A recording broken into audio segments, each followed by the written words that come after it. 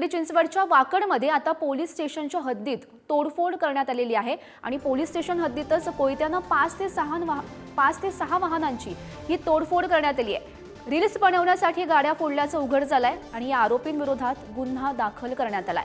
पिंपरी चिंचवडमध्ये ही घटना घडलेली आहे। वाकडमध्ये पोलीस स्टेशनच्या हद्दीत ही तोडफोड करण्यात आलेली आहे। आपण ही दृश्य पाहू शकतोय। सीसीटीव्हीची ही दृश्य आहेत ज्यामध्ये ही तोडफोड होताना आपल्याला पाहायला मिळते। तर या संदर्भात माहिती देत आहेत आमचे प्रतिनिधी तुषार जरेकर सध्या आपल्या सोबत आहेत। तुषार, आपण दृश्यांच्या माध्यमातून पाहू शकतो पोलीस स्टेशनच्या हद्दीत ही तोडफोड करण्यात आलेली आहे। जवळपास 5 ते 6 वाहनांची ही तोडफोड करण्यात आली। नेमकं काय प्रकरण आहे?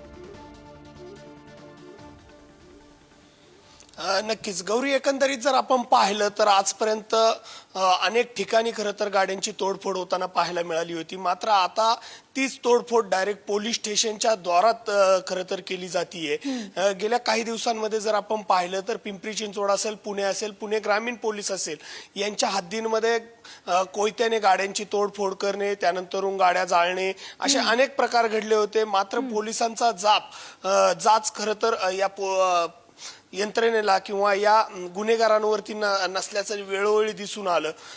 अशीच काहीशी घटना ही आता पिंपरी चिंचवडच्या वाकड पोलीस स्टेशनच्या हद्दीत घडलेली आहे। वाकड पोलीस स्टेशनच्या ज्या गाड्या खरं तर ठेवलेल्या असतात त्या गाड्यांना खरं तर ह्या तोडफोड केल्याचं एकंदरीत समोर आलेलं आहे। दुसरी गोष्ट जर यामध्ये जर आपण पाहिली तर ती सर्वात महत्त्वाची आहे, ते म्हणजे पोलीस स्टेशनच्या हद्दीतच खरं तर हा प्रकार घडल्याने खळबळ उडालेली आहे। कारण पोलीस गेले कित्येक दिवसांपासून असे जे गुन्हेगार आहेत त्यांना आवरण्याचा प्रयत्न करते, मात्र त्यांना आवरता येत नाहीये का, असा सवालही खरं तर नागरिक उपस्थित करताना पाहायला मिळतात।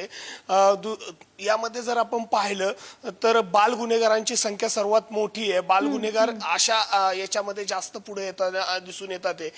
त्यामुळे पोलिसांपुढेही हे मोठं आव्हान आहे की या बाल गुन्हेगारांना रोखायचं कसं, कारण बाल गुन्हेगारांना रोखण्यासाठी वेगवेगळी कलमं लागतात, त्यानंतर त्यांना इतर काही गोष्टींचा खरं तर त्यांना फायदा होतो आणि त्यामुळे हे बाल गुन्हेगार त्याचा फायदा घेताना एकंदरीत दिसून येतात। या प्रकरणामध्ये जर आपण पाहिलं तर 2 बाल गुन्हेगारांना पोलिसांनी अटक केलेली आहे, परंतु एक बाल गुन्हेगार आहे तो अजूनही फरार आहे।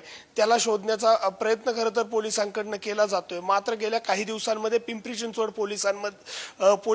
पोलीस हद्दीमध्ये असे जे प्रकार आहेत ते वाढत असल्याचं चित्र पाहायला मिळतंय। गौरी, हो नक्कीच तुषार, त्यामुळे पोलीस नेमकं करतायत तरी काय, त्यांचं लक्ष आहे की नाही हा प्रश्न या निमित्तानं उपस्थित केला जातोय।